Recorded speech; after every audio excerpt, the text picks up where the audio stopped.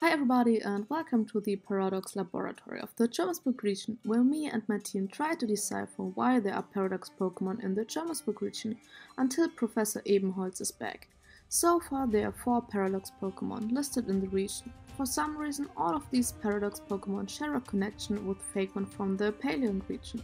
Hopefully we can unriddle this mystery in the future. Speaking of the Paleon region, my good friend Froopy Art, who you may know as the creative mind behind Pokémon Amber and Pokémon Eclipse, invited me to the Hoenn region. I had a lovely stay at the battle facility and made some great memories. Anyways, if you want to know more about that, please check out Froopy's video. I am here to talk about something equally as weird as what happened there.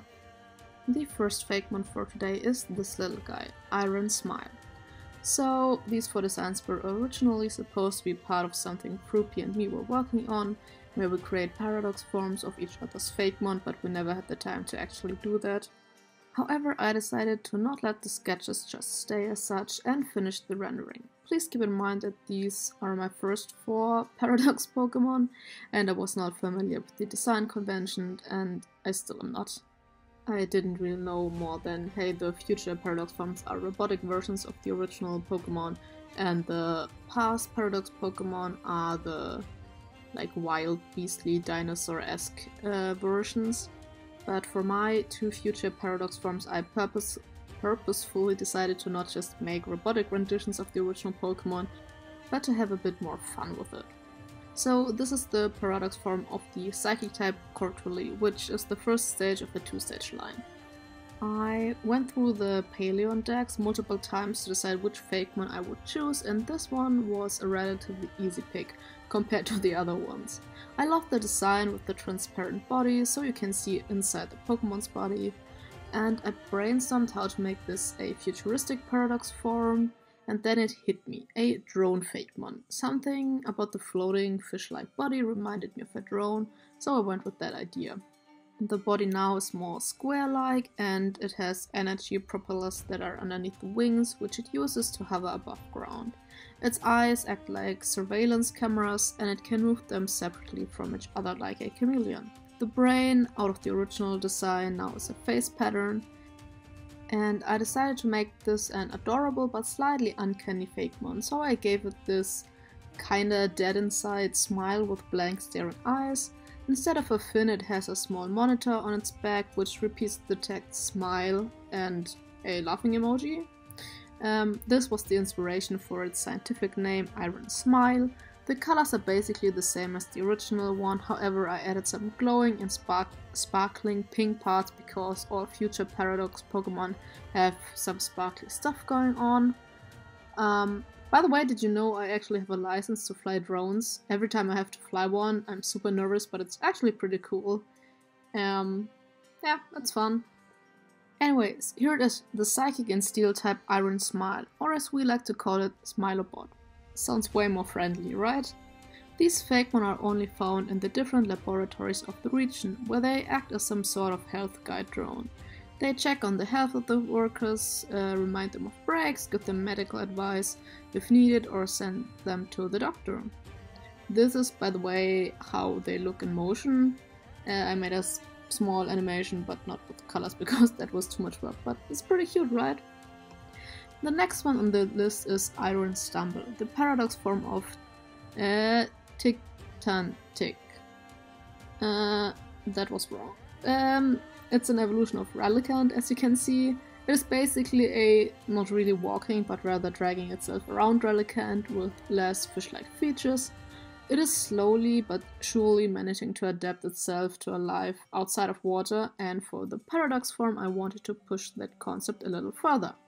However, I thought it would be funny if, instead of this Fakemon actually being able to fully walk by now, it is in an armored suit, allowing it to walk around like a dog.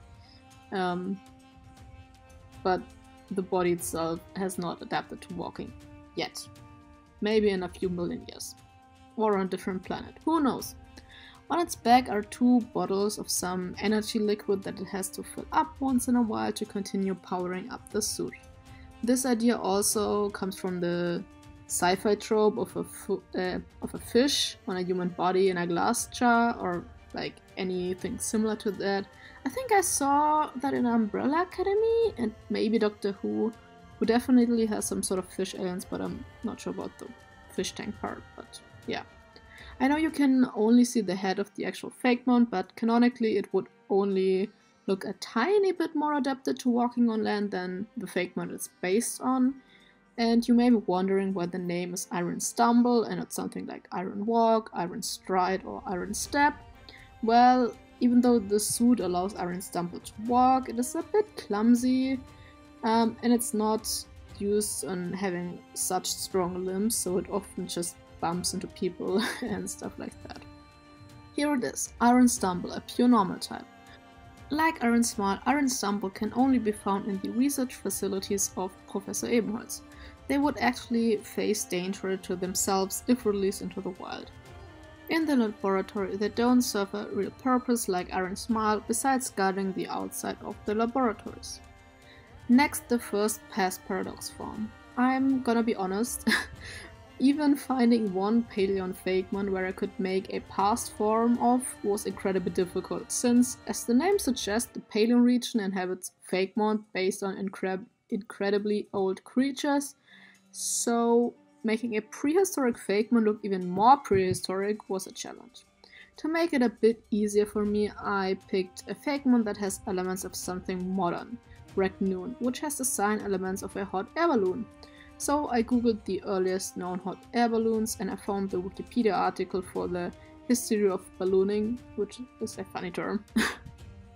And apparently the first unmanned hot air balloons were used in the 3rd century after Christ by the Chinese military as a way of signaling, which is pretty cool to be honest.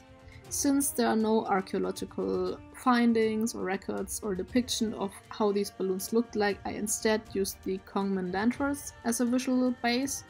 Those are paper balloons with a small candle inside them and they get lit on special festivities. However, a lot of countries actually have banned these lanterns because they are a fire hazard. Unsurprisingly, that definitely checks out. I nonetheless liked the idea. To incorporate the whole first balloons were a military way of signaling aspect, I wrote something in the unknown script on the back of this creature which says SOS.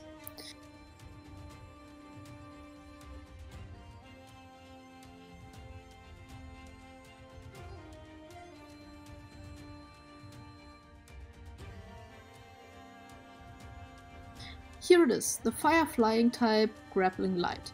They can very rarely be seen floating around at night in the Fable area of the Jermanzburg region. If they find a tree they like, they will get a branch and stay there.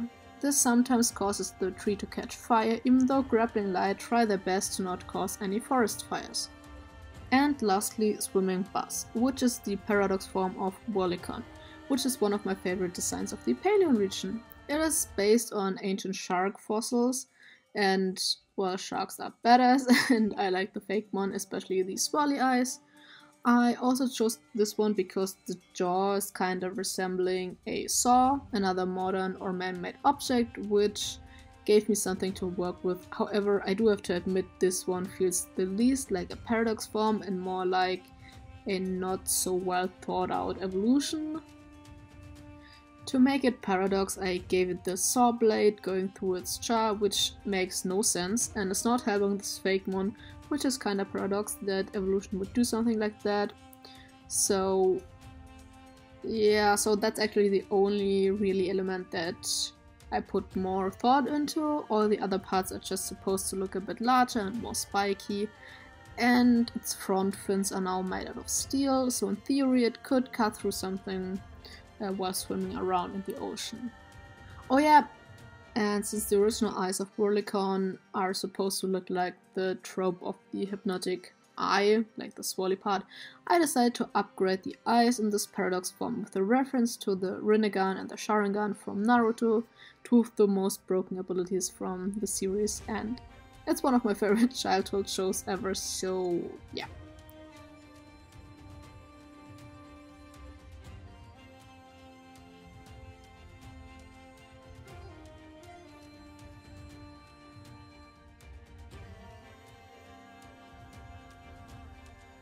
Here it is, Swimming Bass, a Steel and Psychic type.